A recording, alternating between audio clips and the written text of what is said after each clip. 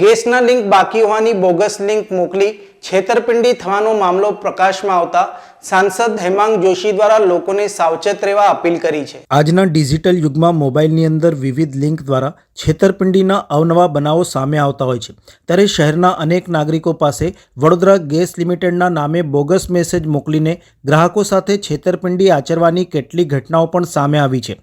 Bogus message દ્વારા છેતરાયા બાદ કેટલાક નાગરિકો દ્વારા આ બાબતે વડોદરાના સાંસદ ડૉક્ટર હેમાંગ જોશીને રજૂઆત કરવામાં આવી હતી, જેને લઈને સાંસદ હેમાંગ જોશીએ આ બાબતે વડોદરા ગેસ લિમિટેડના અધિકારીઓ સહિત પોલીસના વિભાગના ઉચ્ચ અધિકારીઓને સમગ્ર ઘટના અંગે જાણકારી આપી હતી।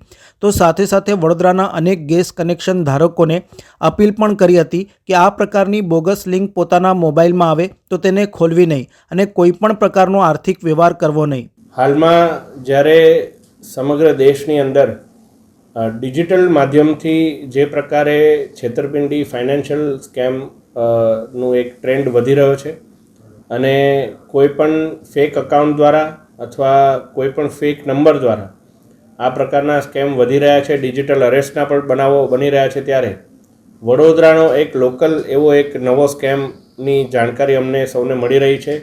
આ વડોદરાના નગરજનો માટે ખૂબ મહત્ત્વનું છે કે તેઓ જાણે કે હાલમાં વડોદરા ગેસ લિમિટેડના નામથી આપને ફોન આવી શકે છે, મેસેજ આવી શકે છે કે આપનું બિલ આટલું બાકી છે અને આ બિલ ઉપર આપ આટલી કાર્યવાહી કરો, બાકી આપનું કનેક્શન કટ કરવામાં આવશે। જ્યારે નાગરિકોને એમને પૂછવામાં આવે કે મારું તો બિલ ભરાઈ ગયું છે તો એમને એવી લિંક મોકલવામાં આવે કે આ લિંક પર આપ ક્લિક કરો એટલે આપને આપના બિલની જાણકારી મળશે અને જો ફરી એકવાર ભરાયું હશે તો આપને એ રિફંડ આવી જશે।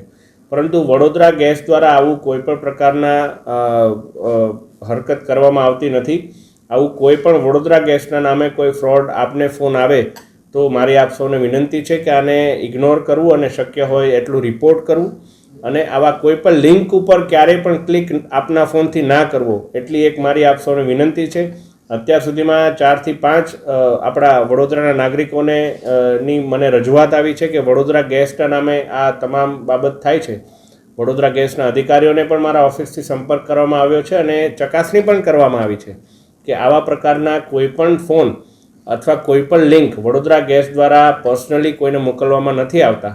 તો આવા કોઈપણ મેસેજીસ અથવા કોલથી આપ સૌ સતર્ક રહી અને આવા કોઈપણ સ્કેમનો ભોગ બનવાથી બચજો એવી મારી આપ સૌને નમ્ર અપીલ છે। જી ચોક્કસ, આ બાબતે 2-3 એવા સામાન્ય પરિવારના જ અમારી પાસે કિસ્સા બહાર આવ્યા છે અને એમણે પોલીસ વિભાગનો પણ સંપર્ક કરેલો છે। પરંતુ આમાં સૌથી વધારે ઇમ્પોર્ટન્ટ કોઈ હોય તો એ વાત છે કે તમામ વડોદરાના નગરજનોને આ વાતની જાણ થાય, જેથી ક્યાંય પણ કોઈ એકલ દોકલ વ્યક્તિ પણ આ વાતનો ભોગ ના બને। એ માટે મારી આપ સૌને નમ્ર અપીલ છે કે આ અપીલને વધારેમાં વધારે લોકો સુધી પહોંચાડી અને આ બાબતે સતર્ક કરશે।